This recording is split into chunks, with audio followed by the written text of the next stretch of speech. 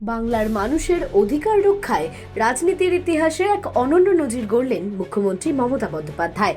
আজ সুপ্রিম কোর্টের প্রধান বিচারপতির বেঞ্চে খোদ মুখ্যমন্ত্রী নিজেই সওয়াল করলেন বাংলার হয়ে। মমতা বন্দ্যোপাধ্যায়ের এই যুক্তি ও লড়াইয়ের পর এই সম্পূর্ণ শুনানির বিষয়ে প্রতিক্রিয়া জানালেন তৃণমূলের মুখপাত্র কুণাল ঘোষ। বিরোধীদের আক্রমণ শানিয়ে তিনি ঠিক কি বললেন শোনাবো। আজ মমতাদি পুরো 100-100, 100 কি 100-200, 200 কি 100-500।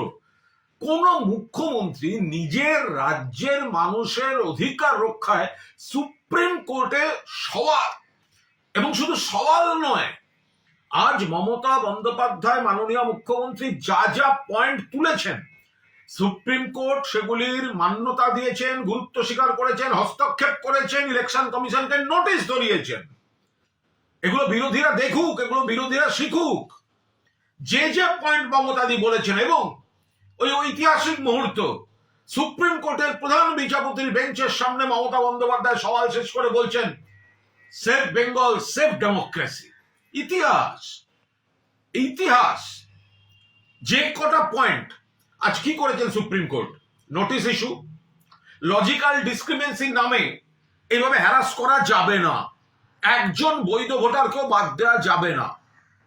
আর ওই মাইক্রো অবজারভারের নামে যেগুলো হচ্ছে, কিভাবে মাইক্রো অবজারভার অ্যাভয়েড করা যেতে পারে তার পথ খোঁজা শুরু হয়েছে। মমতা বন্দ্যোপাধ্যায় তার দিকে যারা আইনজীবী ছিলেন তাদের বাইরেও নতুন পয়েন্ট যেভাবে দাপটের সঙ্গে আদালতকে পূর্ণ সম্মান দিয়ে এক্সপ্লেন করেছেন, এবং তিনি যে ঝড় তুলেছিলেন তাতে নাজেহাল লাগছিল ইলেকশন কমিশনের আইনজীবীদের। টাইম চাইলেন শেষে। আজ নৈতিক জয় পুরোপুরি মমতা বন্দ্যোপাধ্যায়ের জয়।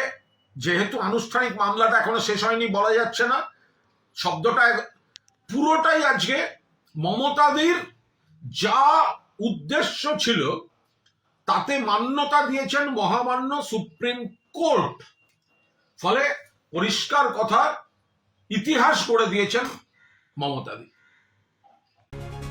Bureau report, headlines Kolkata.